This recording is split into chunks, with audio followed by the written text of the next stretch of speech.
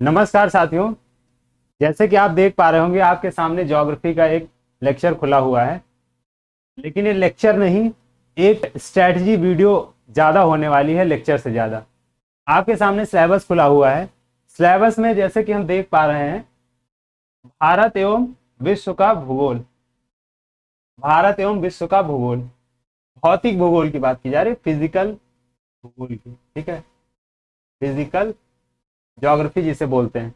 नदियां, नदियों की घाटी, भूजल संसाधन, पर्वत, पहाड़ियां, हिमनद, मरुस्थल, शुष्क क्षेत्र, वन, खनिज संसाधन, विशेषकर भारत में, मतलब जो मिनरल्स एंड जो भी, जैसे कोल हो गया, ठीक है, और भी चीजें जो होती है, डायमंड की जो खदानें हैं, ये सब कहाँ कहाँ पे हैं इंपॉर्टेंट, और विशेषकर भारत में। ठीक, भारत एवं विश्व का राजनीतिक भूगोल। अब राजनीतिक में क्या चीजें हैं, मैप आपका बेसिकली कवर होना चाहिए। जलवायु तथा मौसम, तो जलवायु मौसम इतना ब्रॉड टॉपिक है अपने आप में कि इसको इस टाइम पे कंप्लीट करना बड़ा मुश्किल काम है, लेकिन पीटी परीक्षा में आपके कैसे क्वेश्चंस बन सकते हैं उनको हम कवर करने की कोशिश करेंगे। और दिक्कत यह है कि थोड़े से टाइम में हमें कितना पढ़ना चाहिए ये भी जरूरी है। और ये क्लास उनके लिए ज्यादा है जो जिन्होंने अभी तक ज्योग्राफी नहीं पढ़ी है, या किसी वजह से उन्होंने पढ़ भी रखी थी लेकिन रिवाइज नहीं कर पाए, तो उनके लिए ये क्लास ज्यादा होने वाली। टाइम जोन की बात है, जनसांख्यिकी परिवर्तन तथा प्रवास, मतलब ये डेमोग्राफिक्स की बात कर रहा है, ठीक है, डेमोग्राफिक्स की बात यहाँ पे हो रही है। अब जैसे हम यहाँ देख पा रहे हैं कि कौन कौन से टॉपिक हैं जो हम छोड़ सकते हैं इस टाइम पे, कौन कौन से टॉपिक हैं हमें छोड़ने चाहिए। देखिए 5 नंबर का आना है, 5 मार्क्स का आना है, तो हम ऐसा क्या छोड़ सकते हैं जो जरूरत उतना नहीं है या उनसे बहुत ही लिमिटेड करने वाले हैं।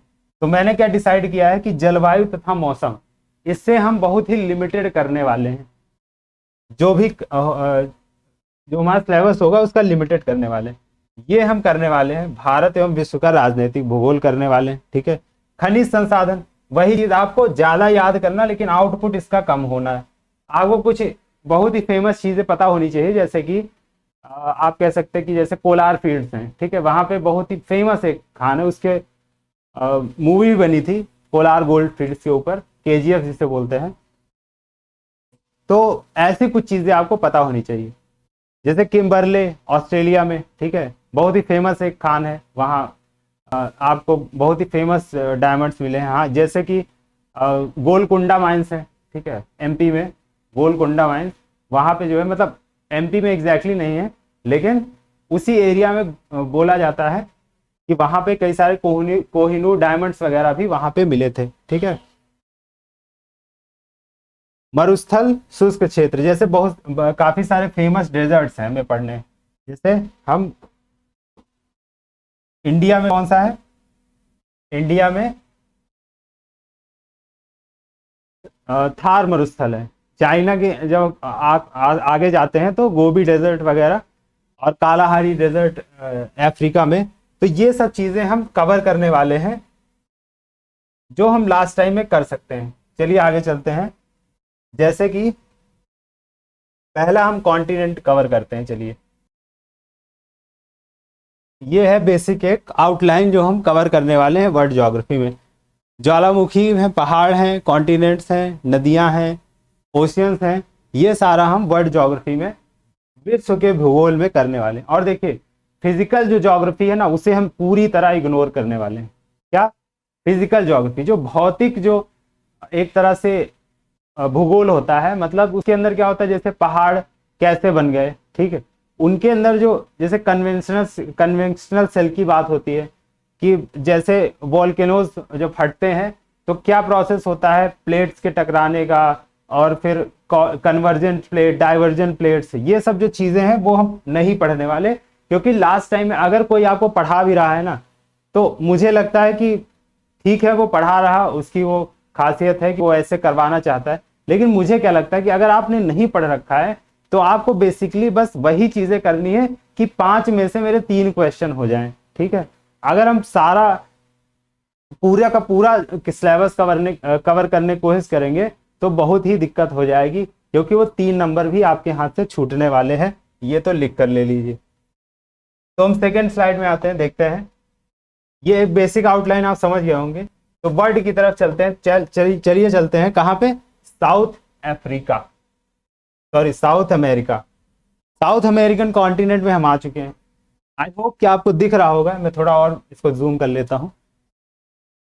यहां पे आपको क्या दिख रहा है, पहली चीज यहां पे क्या हो सकती है, फेमस जो है, फेमस क्या है, साउथ अफ्रीका, साउथ अमेरिका में सबसे फेमस क्या है, अमेजॉन रिवर। क्या है, अमेजॉन रिवर जो है ना, वो सबसे ज्यादा फेमस है।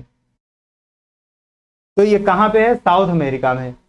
ये इधर से एंडीज की पहाड़ियां, देखिए पहाड़ियों के नाम भी, एंडीज कहाँ है, साउथ अमेरिका में। ये यहाँ से नदियां जो है निकलती हैं, और कई सारी रिवलेट्स इनको बोलते हैं हिंदी में, छोटी छोटी नदियां, और ये बहते हुए सीधे, ये कौन सा ओशियन है, अटलांटिक ओशियन, अटलांटिक ओशियन में गिर जाते हैं। ठीक है, एक यहाँ पे और एक फेमस चीज है, क्या है, एटकामा डिजर्ट्स। ये दुनिया का सबसे सूखा जगह है। सूखा क्यों, क्योंकि यहाँ से ठंडी जो करंट्स होती हैं वो बहती हैं, और डेसिकेटिंग इफेक्ट, मैंने इंग्लिश के लेक्चर में ये चीज आपको हिंट करी थी। तो इस वजह से जो है वो यहाँ पे सूखा होता है। ठीक है, मतलब बहुत ज्यादा, दुनिया का सबसे सूखी जगह है। अब ये क्या है, ट्रॉपिक ऑफ कैप्रिकॉर्न, मतलब ये इसको क्या बोलेंगे, हिंदी में क्या बोल सकते हैं इसको, मकर रेखा, इसको मकर रेखा बोलते हैं। हाँ, ऊपर वाली को कर्क, तीसरी को विषुवत, और इसको मकर रेखा बोलते हैं। अब इसमें जो है और क्या इंपॉर्टेंट हो सकता है, एक बार मिटाते हैं फिर नजर जाएगी इसमें और क्या इंपॉर्टेंट हो सकता है।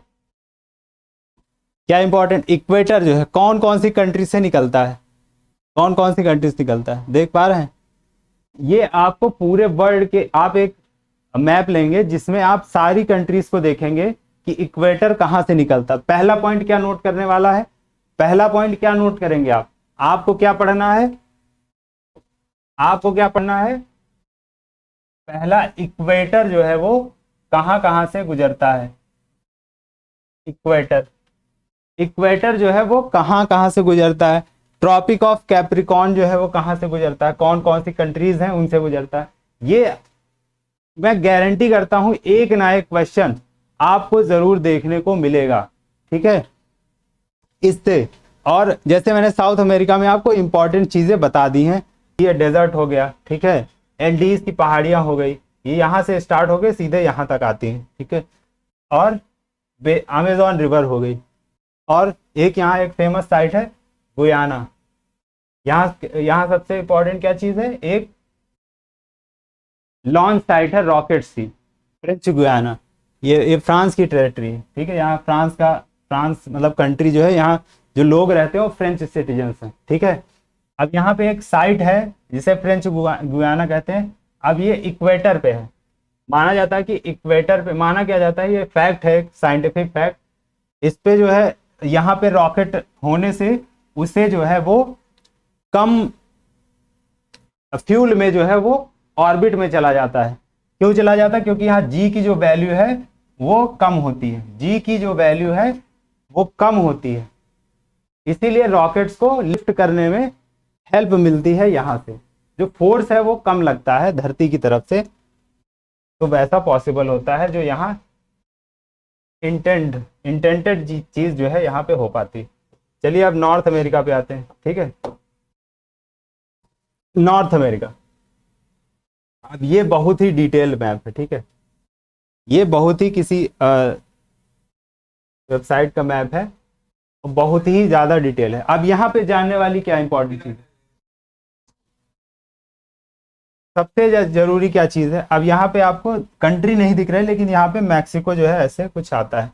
यहाँ पे जैसे डोनाल्ड ट्रम्प जो है दीवार वगैरह बनाने की बात कर रहे हैं, लेकिन वो हमारे काम की चीज नहीं है। सबसे इंपॉर्टेंट यहाँ क्या है, रॉकी माउंटेन्स, बहुत ही फेमस, क्या है, रॉकी माउंटेन्स जो है यहाँ पे बहुत ही ज्यादा फेमस हैं।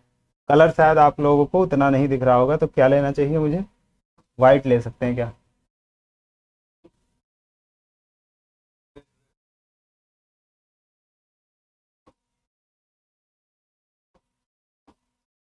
तो यहाँ पे सबसे फेमस क्या है, रॉकी माउंटेन्स, ठीक है, इसको आप पढ़ के जाएंगे। और क्या पढ़ के जाने वाले हैं आप, एक रिवर है, ये कौन सी रिवर है, मिसिसिपी, ठीक है। यहाँ पे एक फेमस चीज क्या होती है कि यहाँ पे एक डेल्टा बनता है जो बर्ड शेप में होता है। कौन से शेप में, बर्ड शेप में होता है। तो ये रिवर बर्ड शेप जैसा, मतलब जो उसके जैसे बाज के जो पंजे नहीं होते वैसा एक डेल्टा बनाती है, तो इसके लिए फेमस है। कौन सी रिवर है ये, देखिए यहाँ रिवर से नाम लिखे हुए हैं, मिसिसिपी हो गई, कोलोराडो हो गई। कोलोराडो कौन सी रिवर है, ये वाली है, ठीक है, ये वाली रिवर है।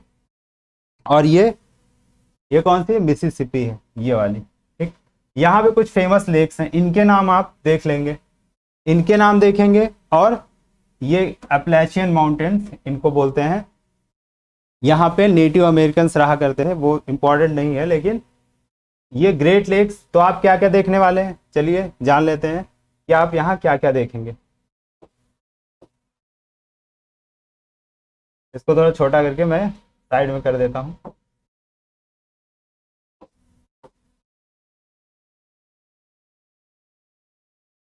यहाँ पे हम लिखने वाले हैं कि क्या क्या आप देखेंगे। तो आप ग्रेट लेक्स देखेंगे, जो अमेरिका की है ग्रेट लेक्स, यही वाली, बस यही जो बनी ना चार, यही देखेंगे बस आप। दो रिवर्स के बारे में थोड़ा सा जानेंगे, कौन सी, कोलोराडो, और दूसरी कौन है, मिसिसिपी, ठीक है। कौन सी है, मिसिसिपी, सॉरी मैं डबल एस लगाना भूल गया, एक मिनट। ऐसे इंपॉर्टेंट नहीं कि क्या सही है क्या नहीं, ठीक है। तो ये जो है मिसिसिपी और कोलोराडो जो है आप इनको देखेंगे। माउंटेन्स जो है रॉकी और अपैचियन माउंटेन्स आप देखेंगे। इनके बारे में डिटेल नहीं पढ़ना, बस आपको लोकेट करना है मैप। जैसे मैंने मैप लिया है वैसे ही जो है आप लोकेट करेंगे, बस इतना करना है आप, वहीं से आपको क्वेश्चन देखने को मिलेंगे। चलिए अगली अगली स्लाइड पे देखते हैं। अब जो है आते हैं अफ्रीका पे। अफ्रीका की नदियां भी हम बाद में देखेंगे, पहले क्या देख लेते हैं, यहाँ पे कुछ फेमस माउंटेन्स हैं। फेमस माउंटेन्स हैं, कौन कौन से हैं वो देखते हैं।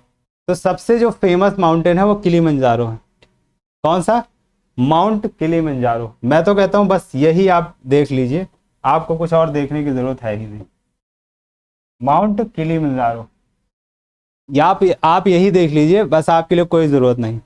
आप पॉलिटिकल मैप जब देखेंगे तो उसमें आप एक आधी चीज़ें और देख सकते हैं। और माउंटेन्स हो गए और छोटी छोटी लेक्स हैं यहाँ पे, ठीक है। जो कौन सी रिवर है, नाइल रिवर है, जो ऐसे ऐसे करके बहती है यहाँ से। उन लेक्स को देखना। तो हमें अफ्रीका में क्या देखना है, हमें अफ्रीका में क्या देखना होगा, अफ्रीका में देखना है माउंटेन्स, ठीक है। तो सारे नहीं, बस मैंने एक बताया है, किलिमंजारो बताया है, इसी को ही आप लोकेट कर लें कि कौन सी कंट्री में। वैसे ये मोजाम्बिक में पड़ेगा, ठीक है। कहाँ पड़ेगा, मोजाम्बिक में पड़ेगा ये। और आपको और ज़्यादा कोई माउंटेन्स वगैरह देखने का, हाँ एक माउंटेन्स आप देख सकते हैं, वो माउंटेन जो है वो कॉन्गो में एक वॉल्केनो फटा था, ठीक। उस वॉल्केनो के पास एक माउंटेन है, आप वहां पे लोकेट कर सकते हैं, मतलब इधर लोकेट कर सकते हैं बस। बाकी आपको और कोई माउंटेन वगैरह देखने की जरूरत नहीं है। रिवर कौन सी देखेंगे आप, रिवर आप एक कॉन्गो देखेंगे, जिसके आसपास आपको ये वॉल्केनो भी मिल जाएगा कहीं ना कहीं। फिर आप क्या देखेंगे, फिर आप क्या देखेंगे, नाइल रिवर, ठीक। इसके आसपास का, इसमें क्या है, एक डैम भी बन रहा, यहाँ पे इजिप्ट और यूथोपिया के बीच में एक झगड़ा चलता रहता है, ठीक है। टिग्रे करके एक रीजन है, क्या कौन सा रीजन है, टिग्रे करके एक रीजन है, जो जिसके लिए काफी झगड़े होते रहते हैं इधर उधर। तो उसके लिए आपको वो भी उसमें दिख जाएगा, लेकिन आपको बस इतने ही जानने की जरूरत है अफ्रीका में। ठीक है, तीसरी चीज है, आप क्या जानेंगे, जो पठार होते हैं, पठार जो है आपको जानने हैं, जिसे प्लेटो बोला जाता है इंग्लिश में। क्या जानेंगे, पठार जानेंगे, ये नदियों के बारे में जो लिखा हुआ है, माउंटेन्स जानेंगे। ठीक है, इसके अलावा आपको कुछ जानने की जरूरत नहीं है अफ्रीका के अंदर। ठीक, और मैं इसलिए कह रहा हूं कि मैं ये नहीं कह रहा कि और कुछ आ नहीं सकता, बिल्कुल आ सकता है, लेकिन आप इस टाइम पे क्या करेंगे आप बताइए। आप अगर बेसिक से भौतिकी और जो फिजिकल ज्योग्राफी है या पॉलिटिकल भी है, वो इतनी बड़ी है कि आप बेसिक से मतलब जितना सिलेबस में दे रखा वही अगर बेसिक से करने बैठेंगे तो आपको कम से कम 15 दिन लगेंगे। ठीक है, मतलब देखिए क्या होता है ना, जैसे आपको कोई यूट्यूब की वीडियो जो है वो 8 घंटे की मिल रही होगी, मान लीजिए कम होगी, मैराथन सेशन वगैरह आजकल बड़ा फैशन है, तो उसमें 4-5 घंटे का वो करवा देते हैं। ठीक है, लेकिन आप उसको देखेंगे तो बस आपको इल्यूजन भर का होगा। हालांकि वो भी अगर आप अंदर है क्षमता इस बात की कि आप देख करके जा सकते हैं, तो मैं आपको डिस्करेज बिल्कुल नहीं करूंगा, आप उसको देख कर जाइए। ठीक, लेकिन जैसे आपने थोड़ी ज्यादा इंफॉर्मेशन इस टाइम पे ले ली है, तो वो क्या करेगी, आपको रिकॉल और बाधा पहुंचाएगी दूसरी इंफॉर्मेशन को रिकॉल करने में। जैसे मान लीजिए ज्योग्राफी का आप कुछ पढ़ के गए थे, एग्रीकल्चर का कुछ आ गया उससे रिलेटेड। ठीक, एग्जैक्टली अगर फैक्ट उसी तरह का नहीं पूछा गया तो ज्यादा इंफॉर्मेशन से आप वहां फंस सकते हैं। आपको लगेगा कि आप ज्यादा जानते हैं, लेकिन illusion of knowing, illusion of information, ये जो इंफॉर्मेशन ओवरलोड है ना, ये ऐसा एल्यूजन हमारे मन में क्रिएट करता है। तो हमें क्या करना चाहिए लास्ट टाइम पे, हमें लिमिटेड पढ़ना चाहिए। क्या पढ़ना चाहिए, लिमिटेड पढ़ना चाहिए, जो आने लायक चीजें हैं और वो पक्की होनी चाहिए।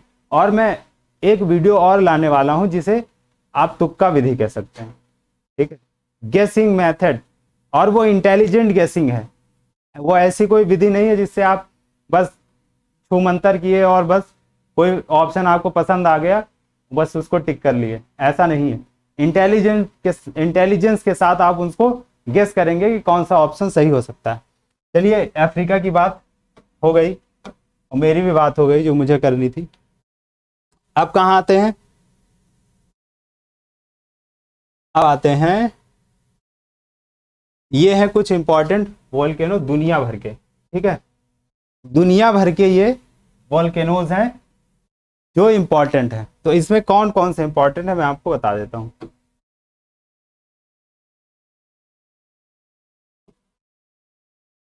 एक है बैरन आइलैंड्स, ये इंडिया में है, दिख रहा है कि नहीं आपको, चलिए थोड़ा सा जूम कर देते हैं तब दिखेगा।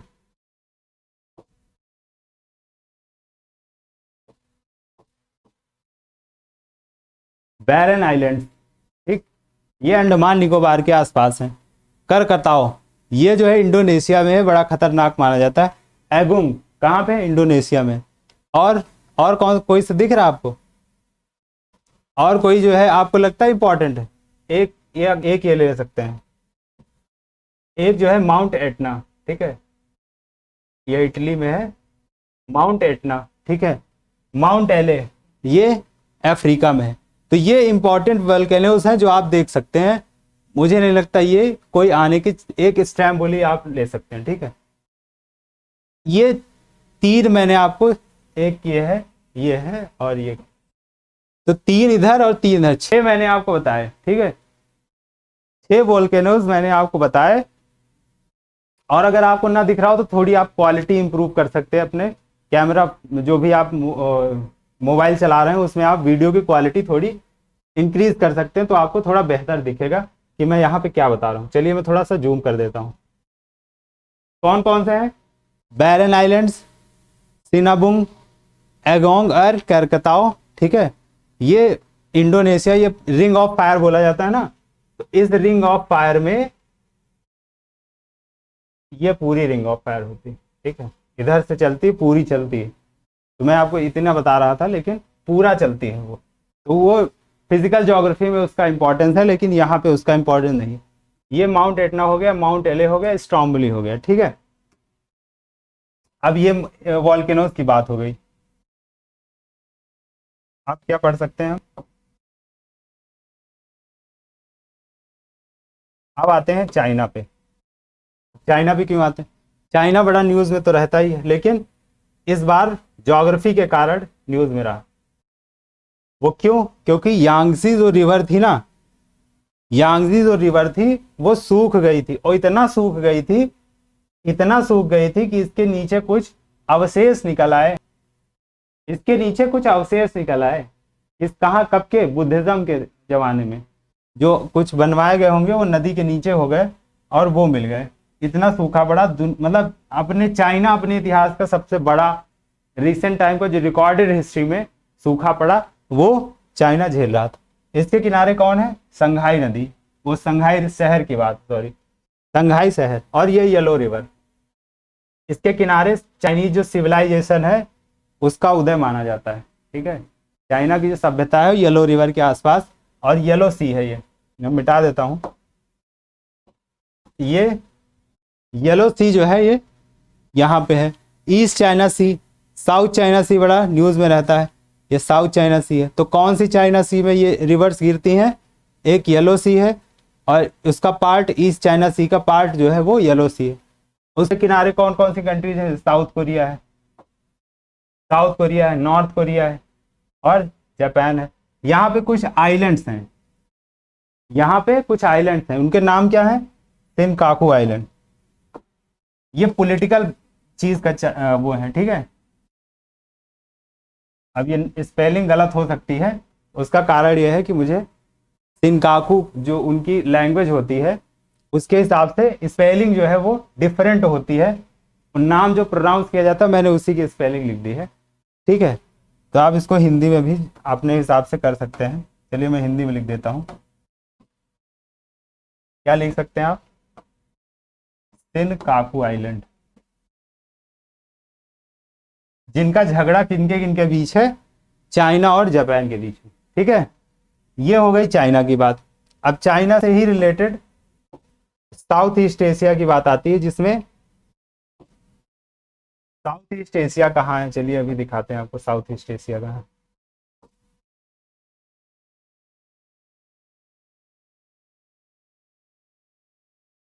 ये है साउथ ईस्ट एशिया। हालांकि इसमें पूरा नहीं दिखेगा, लेकिन फिर भी काफ़ी है। चलिए, और मैं जल्दी इसलिए कर रहा हूँ क्योंकि ना तो आपके पास समय है ना मेरे पास समय है। और अगर मैं समय लगाऊंगा तो आपका समय जाएगा, आपका समय जाएगा तो आपको पैनिक अटैक्स होंगे, जो लगेगा कि अब सब कुछ गया। उसी चक्कर में आप अगर पॉलिटी बढ़िया से पढ़े तो वो भी खत्म हो जाएगी, और जितने भी सब्जेक्ट इंग्लिश और करंट अफेयर सब दिमाग से उड़ने लगेगा। तो ज़्यादा घबराइएगा मत, इसीलिए कम से कम आपको पढ़ाया जा रहा है। ठीक है, ताकि आप परेशान ना हो कि 8 घंटे की वीडियो ज्योग्राफी में देखनी है, क्या करेंगे, हाय दैया मैं तो मर गया। तो यहाँ पे मरना वरना नहीं। तो ये साउथ ईस्ट एशिया में एक बहुत महत्वपूर्ण रिवर है, बहुत महत्वपूर्ण रिवर, बहुत ज़्यादा महत्वपूर्ण है। वो कौन सी है? Mekong river. कहीं दिख रही मेकोंग? ये देखो, चलिए मैं खिंचा देता हूँ आपके लिए। ये देखो मेकोंग रिवर, ये है मेकोंग रिवर। अब ये क्या है? ये सारे देशों से निकल के जितने देश हैं, मतलब हल्का फुल्का ही छू के चाहे जाती हो, सारे साउथ ईस्ट एशिया जिसको बोलते हैं। आप मैप उठाइएगा, यहाँ म्यांमार से लेकर के इस रिवर को लोकेट करिएगा, और ये जो है जा करके साउथ चाइना सी में गिर जाती है। कहाँ गिरती है? साउथ चाइना सी में।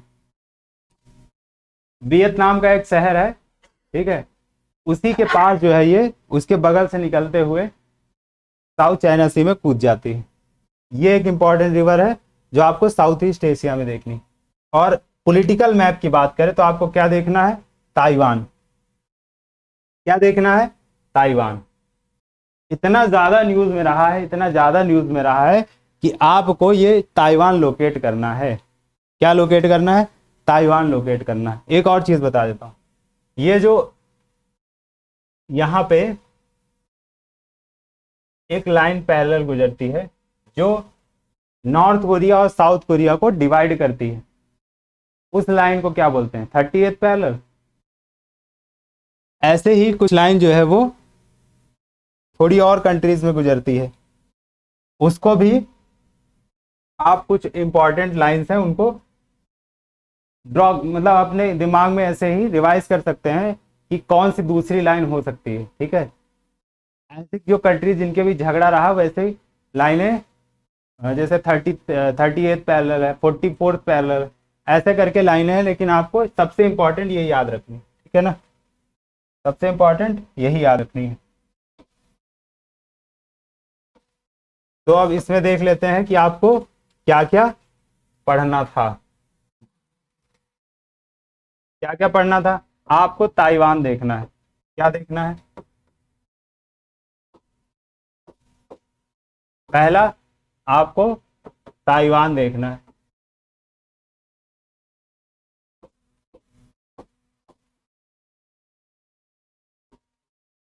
दूसरा क्या देखना है? इतना पतला भी हो गया।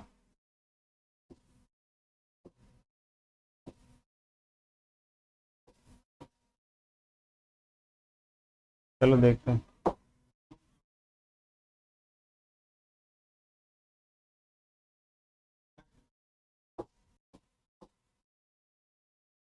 चलिए पहला जो है देखते हैं। पहला क्या देखना आपको? ताइवान देखना है। ठीक है, ताइवान, उसको लोकेट करना है। रिवर लोकेट करनी है, तो कौन सी लोकेट करनी है? यांगजी, ऐसे कुछ उसका स्पेलिंग है। ठीक है, बुरा मत मानना अगर थोड़ा मिस्टेक हो जाए। यांगजी रिवर है, येलो रिवर है, येलो रिवर है। और जो फॉरेन नेम होते हैं उनके नाम लिखना इतना इंपॉर्टेंट नहीं है, सही लिखना। ठीक है, उनका प्रोनाउंसिएशन जो है वो उसी तरह से वही स्पेलिंग लिख सकते हैं हम लोग, उतना प्रेशर लेने की जरूरत नहीं कि सही लिखना है। Taiwan, yellow river, Yangtze river, और तीसरा क्या देखना था? मेकोंग रिवर, जो साउथ ईस्ट एशिया में है। ठीक है, और हमें डेजर्ट देखना है, चाइना में सबसे फेमस वाला जो है वो कौन सा है? गोबी डेजर्ट जिसे बोलते हैं। ठीक है, और ताइवान से, वो सॉरी ताइवान बोल रहा हूँ, साउथ कोरिया और नॉर्थ कोरिया, साउथ कोरिया और नॉर्थ कोरिया के बीच एक बॉर्डर है, बॉर्डर का नाम क्या है? ठीक है, सारा कुछ दिख रहा होगा, मुझे लगता है ऐसा। अब आते हैं अपने अगले विचार पर कि आपको क्या करना चाहिए। अब ये क्यों इंपॉर्टेंट, सोच पा रहे हैं क्यों इंपॉर्टेंट? अभी हमारे देश के प्रधानमंत्री यहाँ से, एक शहर है, लगभग वहां से होकर के आए हैं, काफी अच्छा गुजरा। मोदी जी यहाँ जाते हैं वहाँ अच्छा करने का प्रयास करते हैं, तो अच्छा करके आए हैं। एक शहर है समरकंद, समरकंद उज्बेकिस्तान में है। ये कहाँ है? उज्बेकिस्तान में। अब एक करंट अफेयर क्वेश्चन मान ले, चाहे ज्योग्राफी मान ले, पॉलिटिकल ज्योग्राफी में आता है वैसे। ठीक है, तो समरकंद से होकर के आए हैं। क्या था यहाँ?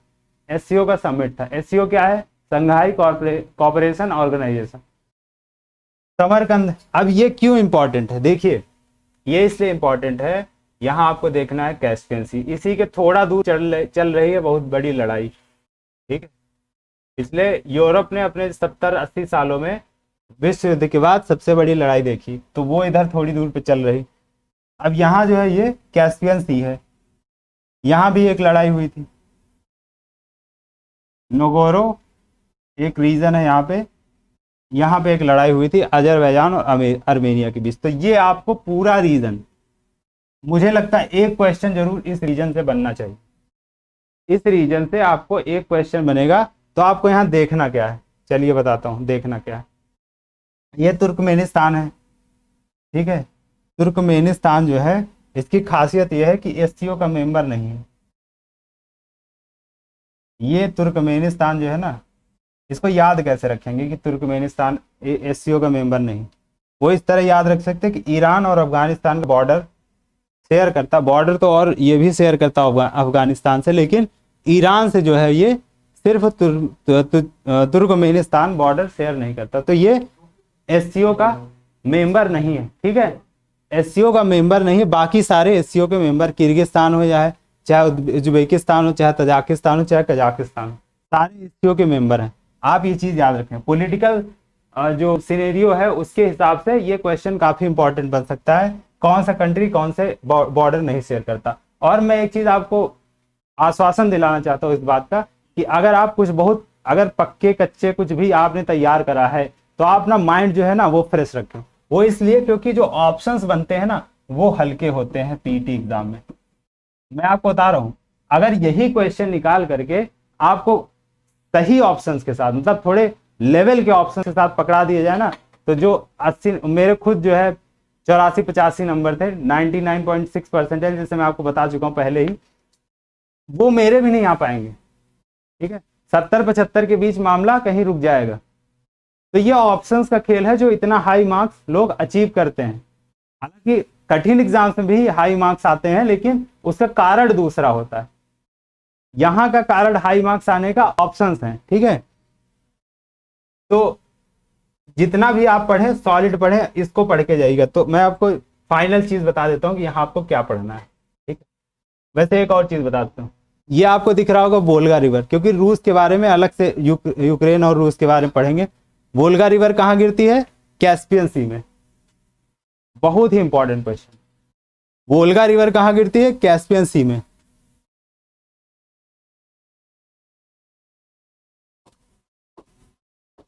चलिए जो है देख लेते हैं कि सबसे इंपॉर्टेंट क्या हो सकता है।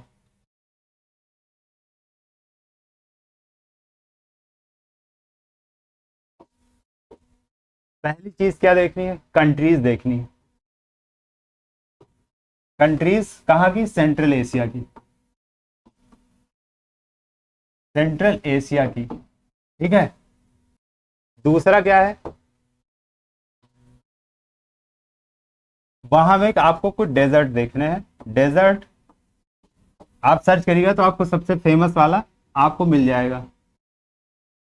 ठीक है, और कुछ आपको पठार जो है, प्लेटोज जिसको बोलते हैं, ठीक है, वो देखने हैं।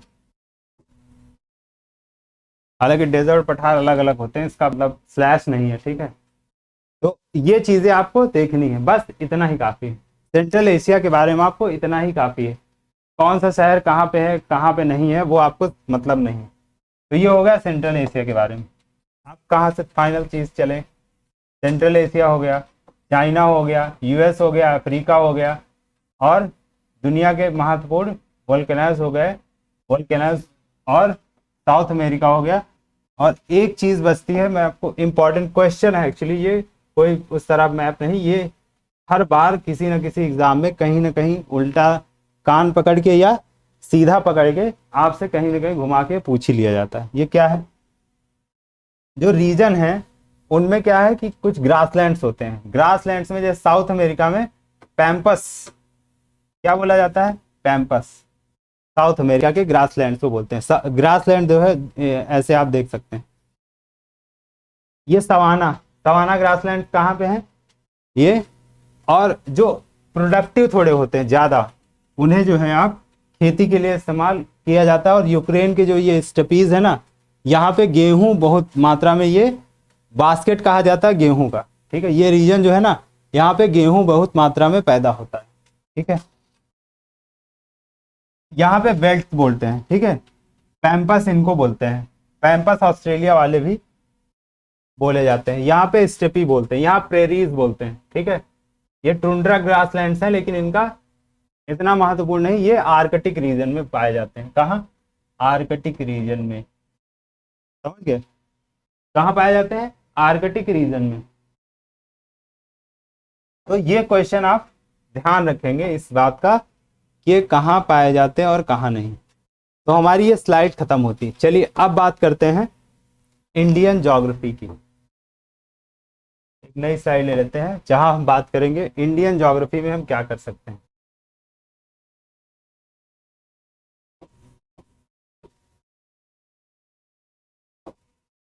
क्यों नहीं चल रहे हो?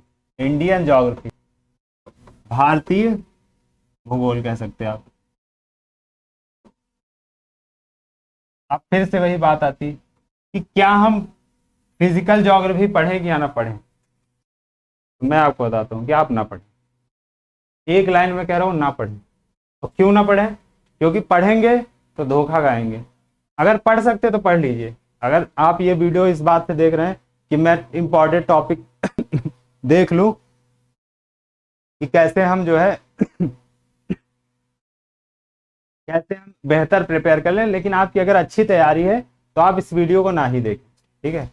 ये उनके लिए ज़्यादा है जो अभी तक ज़्यादा पढ़ नहीं पाए थे और सोच रहे हैं कि अरे ठीक है हमारा ज्योग्राफी ना छूटे, थोड़ा सा तो कहीं हो जाए कि भाई ठीक है।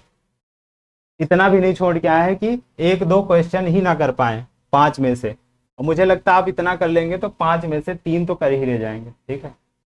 और बहुत ही कम टाइम का। तो इंडियन ज्योग्राफी में देख लेते वही चीज़ें, माउंटेन्स, ठीक, माउंटेन्स हो गए। और सबसे इंपॉर्टेंट क्या है? रिवर्स। सबसे इंपॉर्टेंट क्या है? रिवर्स। सबसे इंपॉर्टेंट रिवर है इंडियन ज्योग्राफी के सेंस में।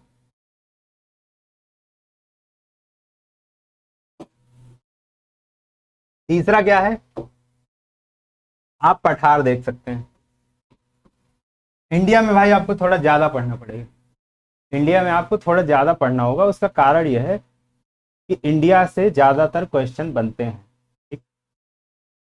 इंडिया, लेकिन मैं उतना भी आपको नहीं दूंगा जो आपके लिए घातक साबित हो जाए, ठीक है। मैं आपको एक पीडीएफ दे रहा हूँ, वो मेरे नोट्स नहीं है, वो किसी दूसरे के नोट्स हैं, लेकिन वो मैंने कहा अच्छे हैं। इंग्लिश में अवेलेबल नहीं हो पाए, हिंदी में ही है, लेकिन वो हिंदी भी ऐसी कोई हिंदी नहीं है जहाँ पे आपको चीज़ों को समझने में मुश्किल आएगी, तो इंग्लिश वाले भी इस्तेमाल कर सकते हैं, ठीक है। ऐसी कोई दिक्कत नहीं। मैं भी इंग्लिश में ही पढ़ता हूँ, लेकिन इसका ये मतलब नहीं कि हिंदी समझ ही ना पाए। ऐसा भी शायद ही कोई होगा इंडिया में खासकर। और जो पीटी की परीक्षा दे रहा होगा उन लोगों में, उन समूह में तो मुश्किल ही कोई ऐसा बंदा होगा जो उस हिंदी को ना पढ़ पाए, क्योंकि वो बहुत ही जटिल हिंदी नहीं। तो चलिए उस पीडीएफ की तरफ आते हैं कि उसमें हम क्या क्या देखने वाले हैं।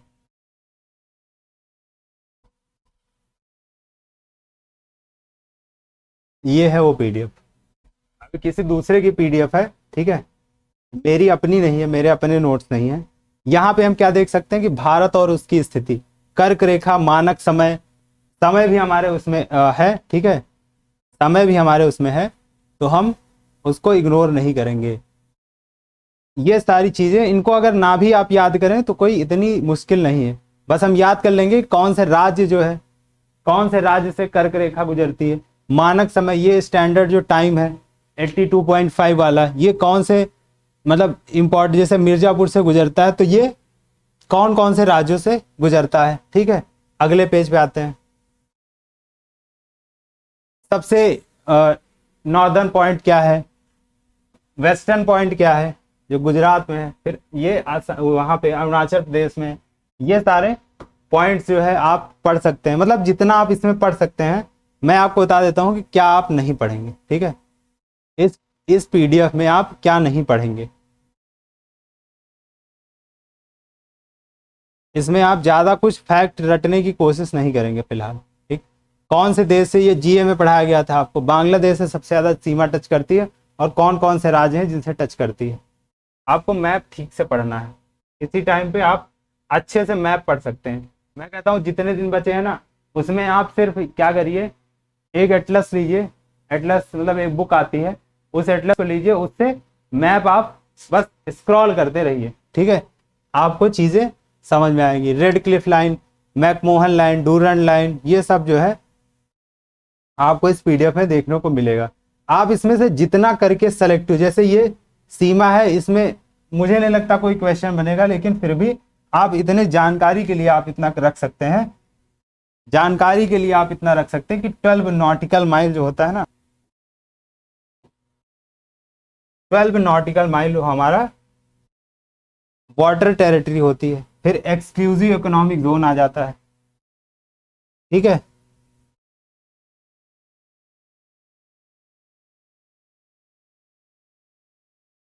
मौजली द्वीप जो है वो ब्रह्मपुत्र नदी पे है, ठीक है। जितने भी इंपॉर्टेंट द्वीप हैं वो व्हीलर द्वीप से बैतरणी नदी के पास में। ये सारे फैक्ट जो है वो आप थोड़ा सा, जैसे कि व्हीलर द्वीप हो गया, जो न्यूज में बने रहते हैं, न्यूज में बने रहते हैं, वो आप श्रीहरिकोटा न्यूज में रहता है। सबसे छोटा जो है राज्य कौन सा है, ठीक है, जैसे केंद्र शासित प्रदेश सबसे छोटा कौन सा है, लक्षद्वीप है सबसे छोटा, ठीक है, और राज्य कौन सा है, गोवा। इस तरह के जो फैक्ट हैं इसे लिखे हुए हैं कहीं ना कहीं, आप इन चीजों को ध्यान में रखकर इसको पढ़ेंगे। ये पीडीएफ जो है शेयर कर दी जाएगी, सारी चीजें इसमें जितना लिखा है ना, जैसे ये है, मैं इसको हटा दूंगा। मैं क्या करूंगा, मैं इसको कहूंगा कि इसमें बहुत ज्यादा इंफॉर्मेशन है, इसको मैं हटा दिया, इसको मैं नहीं पढ़ूंगा, ये मैं नहीं पढ़ रहा। ठीक, आगे बढ़ते हैं। आगे जैसे ये द्वीपों के बारे में लिखा हुआ है, तो मुझे क्या द्वीपों के बारे में इतना पढ़ने की जरूरत है, बिल्कुल नहीं है। इतना पढ़ने की क्या जरूरत है, बस इसमें आप जैसे व्हीलर द्वीप हो गया, माजुली द्वीप हो गया, श्रीहरिकोटा हो गया, आप बहुत ज्यादा पढ़ लें तो पंबन द्वीप के बारे में पढ़ लें बस, ठीक है, और कुछ भी पढ़ने की जरूरत नहीं है। बारन लैंड मैंने आपको बताया था कि वो इंडिया का एकमात्र एक्टिव ज्वालामुखी है, तो उसके बारे में आप पहले ही जान सकते हैं। ये बिल्कुल ही इग्नोर कर दीजिए, आप इसको बिल्कुल ही इग्नोर कर दीजिए, ये कुछ भी नहीं। अगर आ भी गया ना ठीक है, क्योंकि इसको पढ़ने जाएंगे तो नुकसान ही होगा, फायदा तो होना नहीं है। ये भी आप, ये फिजिकल ज्योग्राफी का हिस्सा है, अब फिजिकल में भी आप इसको इग्नोर करिए। है क्या वैसे, चट्टानों का वर्गीकरण। अब चट्टानों का वर्गीकरण करेंगे ना तो चट्टाने फेंक फेंक के मारेंगे लोग आपको एग्जाम में, रिजल्ट आएगा तो, समझे। ये उनके मैप्स हैं, आप इसको बस दिमाग में ऐसे ले सकते हैं कि कितने प्रकार की चट्टाने, लेकिन वो हैं कहाँ।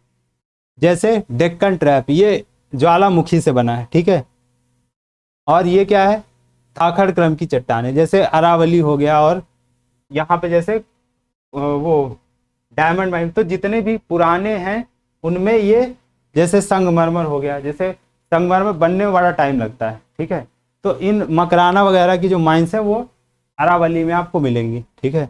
यहाँ भी पुराना है तो यहाँ पे भी आपको बहुत ही वैल्यूएबल जो होती वो आपको पुरानी, हिमालय में कोई ऐसी चीज आपको नहीं मिलेगी क्योंकि वो उतनी पुरानी नहीं, समझ गए, वो इतनी पुरानी नहीं, क्योंकि इन चीजों को बनने में करोड़ों करोड़ साल लगते हैं। ये विंध्यान है, और यहाँ पे गोंडवाना, यहाँ पे आपको कोयला वगैरह, ठीक है, वैसी चीजें जो, लेकिन इतना हाई क्वालिटी कोयला हमारे पास नहीं है, जो एंथ्रासाइट कोयला होता है वो हमारे पास नहीं है, इसी वजह से, क्योंकि ये जो गोंडवाना क्रम के हमारे पास कोयला है ये उतना क्वालिटी में नहीं, इसमें जो कार्बन की जो परसेंटेज होता है वो बहुत कम होता है, और कार्बन का जो परसेंटेज जितना ज्यादा हाई होगा उतना ही ज्यादा आपका कोयला जो है वो बहुत ही क्वालिटी वाला होगा, ठीक।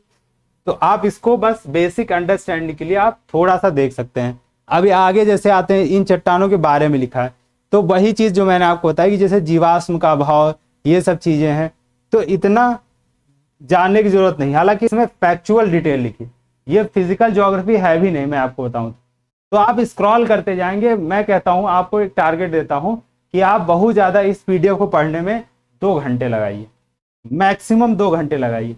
मैंने इसको देखने में बस 15 मिनट लगाया। आप कहेंगे सर आप जो है अपने आप से क्यों कंपेयर कर रहे हैं, तो मैं अपने आप से कंपेयर नहीं कर रहा, बस ये बता रहा हूं कि इसको आप पहले देख रहे हैं कि मैं क्या नहीं पढ़ने वाला हूं, पहले इसकी लिस्ट बनाए। लास्ट टाइम में सबसे इंपॉर्टेंट यही होता है कि पहले आपकी लिस्ट ये तैयार होनी चाहिए कि मैं ये पढ़ने वाला नहीं हूं, क्योंकि क्या होता है ना कि जैसे जैसे आप चीजों को पढ़ते जाएंगे उसमें क्या होगा कि आपको लगेगा अच्छा ये भी इंपॉर्टेंट है, किसी ने बताया कि ये इंपॉर्टेंट है, किसी ने बताया ये इंपॉर्टेंट है, तो इसको पढ़ लें, उसको पढ़ लें, इसको पढ़ लें, इसको कर लें, फिर लास्ट में आप पैनिक में आ जाते हैं और कहते हैं अब कुछ भी नहीं पढ़ना। तो पहले क्या काम करेंगे, छांट लेंगे कि क्या नहीं पढ़ना, ठीक है। जितनी भी चीजें हैं ये सारी चट्टानों के बारे में, बिल्कुल हटा दीजिए इन सब चीजों को। बाद में जब पीटी की परीक्षा हो जाए, फिर कि मेंस कोई देने को मिले, अभी पर्वतों के नाम जरूर देख लेना, पर्वतों के नाम जरूर देख लेना, भूलना मत। अब श्रेणियां हैं, श्रेणियां मतलब उन्हीं का बस पहाड़ जो मतलब जैसे कि ये ट्रांस हिमालय, ठीक है, और शिवालिक्स, और उन्हीं के बारे में चीज़ें थोड़ा मैप में दी हुई हैं। गारो खासी की ये सब आप देख लेंगे, ठीक है, इनको आप इग्नोर नहीं करेंगे। कौन सी सबसे बड़ी है, क्रम में लगाने को आ सकता है, तो ये लिस्ट बस आप देख लेंगे। क्या करेंगे, ये लिस्ट आप देख लेंगे, बस ज़्यादा कुछ पढ़ने की कोशिश नहीं करेंगे, ठीक।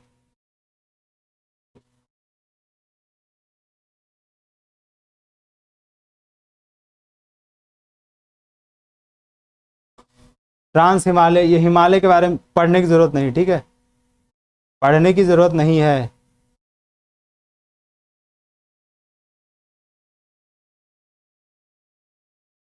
ये है मैदानों के बारे में, तो इसमें मैदानों के बारे में इसलिए पढ़ना ज़रूरी है क्योंकि यहाँ नदियाँ, और नदियाँ अपने साथ मिट्टियाँ तरह तरह की लाती हैं, ठीक है, उपजाऊ मिट्टी, कुछ और भी चीज़ें हैं तरह की, जो कुछ कंकड़ पत्थर ले आती, तो वहाँ पे अलग तरीके की ज़मीन बन जाती है। जैसे कश्मीर में जो है वो केसर होता है, तो केसर के लिए हमें एक स्पेशल तरह की ज़मीन चाहिए होती है, तो वहाँ पे नदियाँ जो है वो कंकड़ पत्थर टाइप की ज़मीन बनाती हैं, उसमें जो है केसर उगाया जाता है।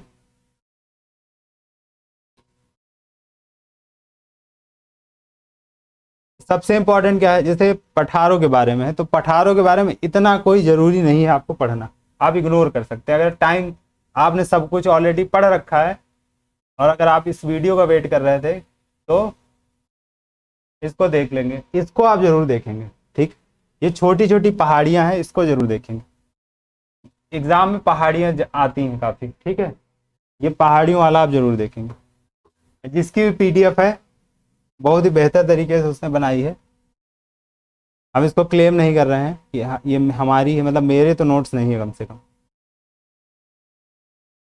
पहाड़ियों के बारे में लिखा है, उतना इंपॉर्टेंट नहीं है, लेकिन आप जान लेंगे कौन सी कहाँ सी है। सबसे इंपॉर्टेंट अगर मैं कहूँगा तो ये है, क्या है ये दर्रे हैं, जिन्हें इंग्लिश में कहते हैं पासेस। इन्हीं से जो है वो एंशियंट टाइम्स में, प्राचीन समय में, इन्हीं के जरिए, आज भी इन्हीं के जरिए जो है वो ये सारे लिखे हुए हैं। इन्हें आप किसी डिजिटल मैप में भी देख सकते हैं। मैं यहाँ ऐड भी कर सकता था, आपको रियलिटी में बताऊं तो यहाँ मैं ऐड भी कर सकता था ये सब चीज़ें, लेकिन बस वही है कि टाइम की कमी है, आपके पास भी और मेरे पास भी। अगर मैं आपको ज़्यादा फंसाने की कोशिश करूंगा ना तो आप कहेंगे सर देखिए पढ़ा जा नहीं रहा, आप कह तो रहे सारी चीज़ें इंपॉर्टेंट है। नदी तंत्र इंपॉर्टेंट तो है ही है, नदी मैंने आपको पहले ही बोल दिया, लेकिन इतना पढ़ने की जरूरत नहीं कि सारे आप इनके, जैसे सिंधु नदी है, सिंधु नदी में आप सब कुछ पढ़ने की ओर आ जाएं कि भाई इनके सारे जो कुर्रम गोमल ये सब लिखा हुआ है ना, क्योंकि आपको वहां ऑप्शन, बस आप पढ़ेंगे और उसको लोकेट करते चलेंगे। क्या करेंगे, आप उसको पढ़ेंगे और लोकेट करते चलेंगे, और तो इससे क्या होगा, आपको याद रहेगा, ठीक है।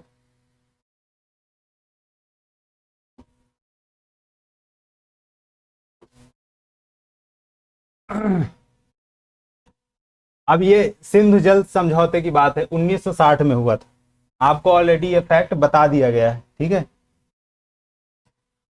झेलम नदी की बात, मतलब जो इंडिविजुअल नदियां हैं उनकी भी बात है, तो इनको आप पूरा देख लेंगे, ठीक है। इनके बारे में ज़्यादा डिटेल में जानने की कोशिश मत करिए। आप क्या क्या पढ़ेंगे, तीन तीन तरह की, तीन तरह पढ़ सकते हैं।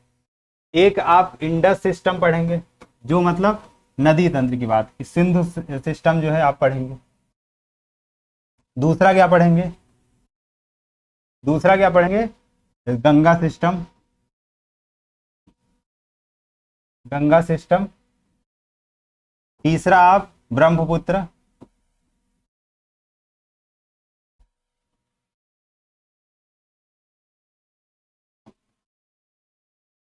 और साउथ की नदियां, ठीक है, रिवर्स ऑफ, रिवर्स ऑफ। मुझे लगता है इतना क्लियर है कि पढ़ पा रहे हो, ठीक है। कुछ लोग कहते हैं आप साइन बनाते हैं, जो कि सही भी है, मैं साइन ही बनाता हूं। इतना आप जो है देखेंगे नदियों के बारे में, लेकिन बहुत डिटेल में नहीं पढ़ेंगे। अगर मैंने जल्दी मिटा दिया हो तो आप वीडियो देख करके पढ़ सकते हैं। ये सब उन्हीं नदी तंत्र के बारे में है, ठीक है।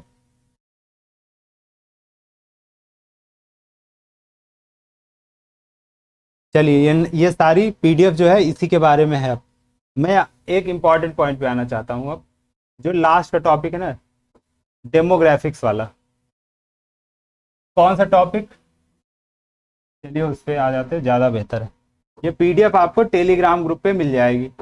कहाँ मिलेगी? टेलीग्राम वाले। और ये ऐसी पीडीएफ है, आप जो इंग्लिश मीडियम वाले हैं वो भी एक बार देख सकते हैं। उनके पास जो इंग्लिश वाले रिसोर्सेज हैं उनको वो उनसे भी पढ़ सकते हैं इस पीडीएफ को एक तरह से हेल्प मान करके, ठीक है। तो पहला क्या जो मैं अभी बात करने वाला था, एक अलग टॉपिक, सब कुछ हमने देख लिया है। एक ऐसा टॉपिक है जो है डेमोग्राफिक। अब इस डेमोग्राफिक्स में आप, डेमोग्राफिक्स जो है आप इसमें क्या पढ़ेंगे। आप इसकी टेक्निकल डिटेल में अगर जाएं तो चीज़ें काफ़ी लेंदी हो सकती हैं। हालांकि एनसीईआरटी 12th की एनसीईआरटी में बहुत ही छोटा जो है ह्यूमन ज्योग्राफी में, एक्चुअली है ह्यूमन ज्योग्राफी की बात कर रहा है। 12th की एनसीईआरटी है, 11th 12th दोनों में, एक फिजिकल है ह्यूमन है। तो ह्यूमन ज्योग्राफी का एक टॉपिक है डेमोग्राफिक्स। 11th 12th कर लीजिए, क्योंकि मुझे एग्जैक्टली नहीं पता कि वो 11th की है या 12th की है। तो डेमोग्राफिक्स जो है ना, उसमें क्या क्या आपके आंकड़े, जनसंख्या वाले आंकड़े, और जनसंख्या कब हुई थी? जनसंख्या के आंकड़े 2011 वाले। अब उसमें क्या क्या पढ़ेंगे आप? बस इतना पढ़ेंगे, कब शुरू हुई जनसंख्या, कब शुरू हुई, ये पहली चीज है। तो कब शुरू हुई थी? 1872 में, ठीक है। हर 10 साल पे सेंसस होता है, हर 10 साल पे सेंसस होता है। तो ये सब चीजें पढ़ते हुए आप इंपॉर्टेंट चीजें देखेंगे, जिसमें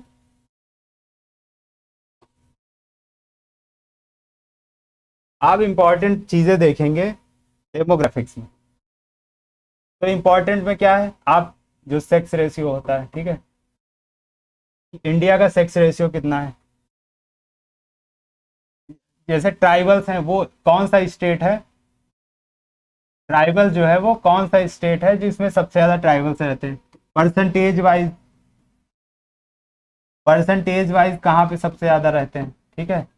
और पॉपुलेशन वाइज कहाँ सबसे ज्यादा रहते हैं। यही चीज एसटी के बारे में,